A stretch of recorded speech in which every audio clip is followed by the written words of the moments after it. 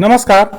इस अंक में आप सभी का बहुत बहुत स्वागत है। कल सुप्रीम कोर्ट में सजल देव का केस लगा हुआ था। Court number 7 item number 117। 12 बजे के लिए यह केस सूचीबद्ध था और ठीक 12 बजे इस पर सुनवाई शुरू हो गई। चूंकि यह केस अपने अंतिम चरण में चल रहा है, इसलिए फाइनल हियरिंग की शुरुआत हो गई है। इस माह के अंत में या अगले महीने के शुरुआत में ही इस केस का अंतिम निर्णय सुप्रीम कोर्ट द्वारा सुनाए जाने की पूरी संभावना है। पहले यह समझते हैं कि कल इस केस में क्या हुआ। फाइनल हियरिंग के रूप में अपीलकर्ता यानी त्रिपुरा सरकार को बहस करने का पहले मौका दिया गया। त्रिपुरा सरकार ने अपनी बात पुरजोर तरीके से कोर्ट के सामने रखा। लगभग 2 घंटे तक पूरी बहस चली। त्रिपुरा सरकार का पूरा आर्गुमेंट शिक्षा में गुणवत्ता और सुप्रीम कोर्ट के ही इसी बेंच का 1 सितंबर 2025 के निर्णय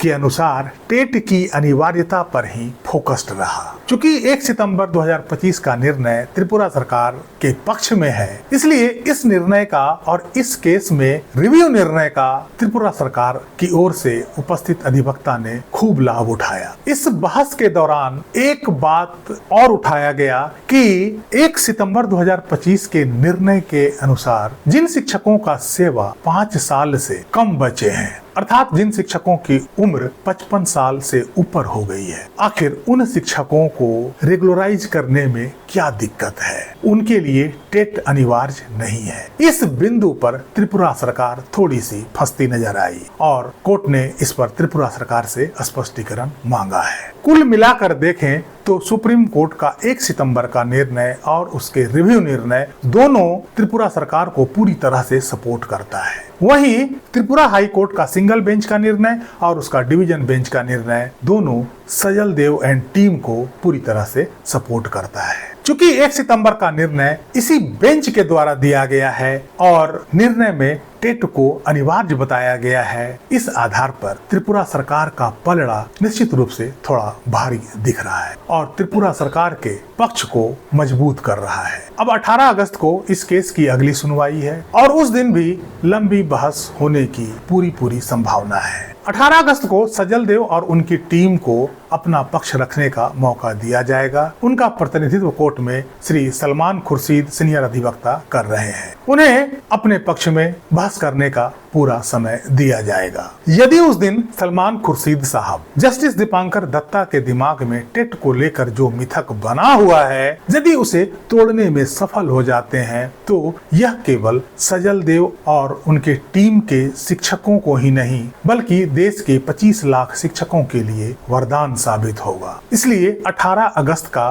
दिन इस केस के लिए एक अहम दिन माना जा रहा है और यदि इस दिन सजल देव के अधिवक्ता यह साबित करने में असफल रहे कि आरटीई एक्ट और उसके किसी संशोधन का उद्देश्य सभी सेवारत शिक्षकों पर टेट को भूतलक्षी प्रभाव से लागू करना नहीं था, तो मुश्किलें और भी बढ़ सकती है। आरटीई एक्ट और टेट को लेकर अभी तक शिक्षकों की ओर से, चाहे वो रिव्यू पिटीशन में हो या सजल देव के केस में, जिस तरह से पक्ष को रखा जा रहा है वो बेहद निराशाजनक मुझे लगता है। शुरू से एक ही तरह का घिसा पिटा आर्गुमेंट पर हमेशा जोर दिया जा रहा है। टेट का उल्लेख आरटीई एक्ट में कहीं भी नहीं किया गया है। इसे भूतलक्षी प्रभाव से लागू नहीं किया जा सकता है, लेकिन इसके पीछे कोई ठोस तर्क देने में सक्षम नहीं हो पाते हैं। कोर्ट को यह समझा नहीं पाते हैं कि आखिर टेट को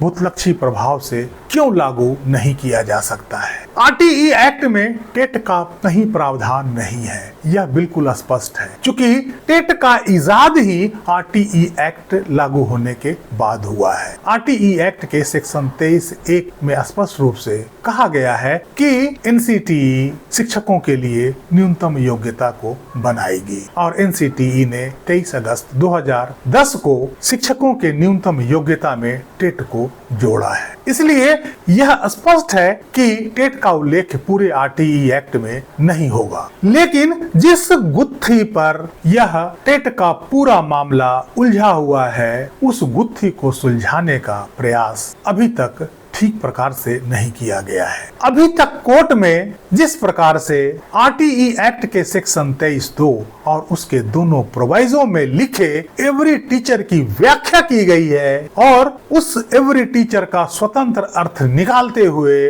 टेट को न्यूनतम योग्यता के रूप में सभी सेवारत शिक्षकों पर लागू कर दिया गया है, वो पूरी तरह से गलत है। अभी तक किसी भी केस में शिक्षकों की ओर से कोर्ट का ध्यान इस बात पर आकर्षित नहीं करवाया गया कि एवरी टीचर शब्द जो लिखा गया है वो सेक्शन 23(2) के प्रोवाइजो में लिखा गया है, जिसका कोई स्वतंत्र मीनिंग नहीं होता है। प्रोवाइजो में लिखे गए शब्द का अर्थ उसी सेक्शन के संदर्भ में निकाला जाता है जिस सेक्शन या सब सेक्शन के साथ वह प्रोवाइजो जुड़ा होता है। अर्थात किसी भी सेक्शन या सब सेक्शन के प्रोवाइजो में लिखे गए वाक्यों का अर्थ केवल उस सेक्शन या सब सेक्शन के संदर्भ में ही निकाला जा सकता है जिस सेक्शन का वो प्रोवाइजो होता है। उसका ना तो स्वतंत्र मीनिंग आप निकाल सकते हैं और ना ही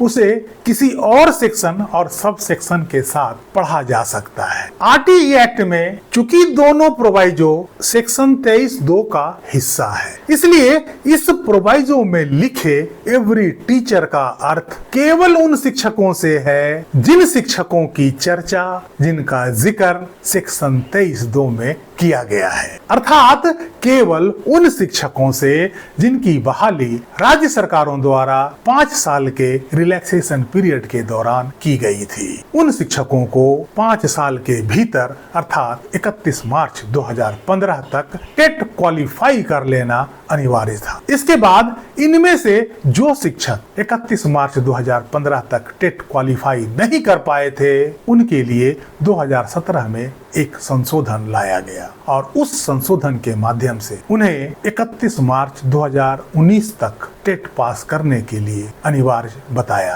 अर्थात उन्हें 4 साल का और समय टेट पास करने के लिए दे दिया गया। किसी भी प्रकार से यह सभी सेवारत शिक्षकों के लिए नहीं था। इसी गुत्थी को कोर्ट में सुलझाना है, लेकिन पता नहीं किन कारणों से इस बात पर ना तो ध्यान कोर्ट का जा रहा है और ना ही अधिवक्ताओं का। हालांकि मैं किसी भी अधिवक्ता के ज्ञान पर कोई प्रश्न चिन्ह खड़ा नहीं कर रहा हूँ। वे काफी सीनियर अधिवक्ता हैं, कानून के ज्ञाता हैं, लेकिन मुझे बड़ी हैरानी होती है कि आखिर इस बात पर किसी का ध्यान क्यों नहीं जा रहा है। यदि देश के सभी सेवारत शिक्षकों को टेट से राहत दिलाना है तो इस गुत्थी को सुलझाना अनिवार्य है। प्रोवाइजो और सेक्शन में लिखे गए शब्दों का क्या अर्थ होता है और इसमें क्या अंतर होता है, इसे कोर्ट को समझाना आवश्यक होगा। और किस प्रकार प्रोवाइजो में लिखे गए एवरी टीचर का अर्थ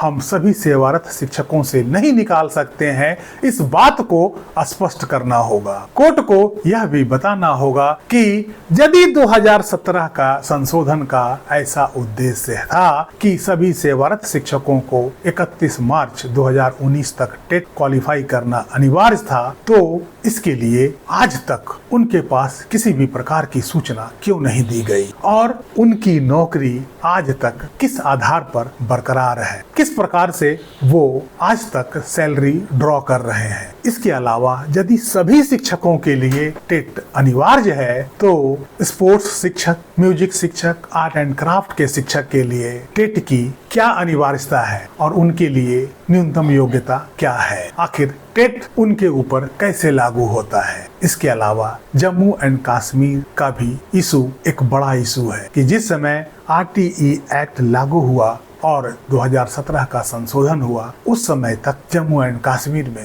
आरटीई एक्ट लागू ही नहीं था। तो किस प्रकार से उन शिक्षकों पर इसे भूतलक्षी प्रभाव से लागू किया जा सकता है। कुल मिलाकर कहें तो 1 सितंबर के निर्णय की जितनी भी कमजोर कड़ियां हैं उसे कोर्ट में उजागर करना होगा और खास करके आरटीई एक्ट के सेक्शन 23(2) और उसके दोनों प्रोवाइजो को ठीक प्रकार से समझाना होगा। प्रोवाइजो और सेक्शन या सब सेक्शन में लिखे गए शब्दों का क्या अर्थ होता है, इसे स्पष्ट करना होगा। उनमें लिखे गए शब्दों की क्या सीमाएं होती है, इसे कोर्ट को समझाना होगा। चूंकि अभी तक इस संबंध में कोर्ट में कोई चर्चा नहीं किया गया है, कोई बहस नहीं किया गया है, कोर्ट के सामने इस बात को नहीं रखा गया है, इसलिए मुझे इस पर थोड़ा आश्चर्य होता है। निर्णय चाहे जो भी आए, लेकिन अपनी बात को स्पष्टता के साथ कोर्ट में रखना महत्वपूर्ण होता है। इसलिए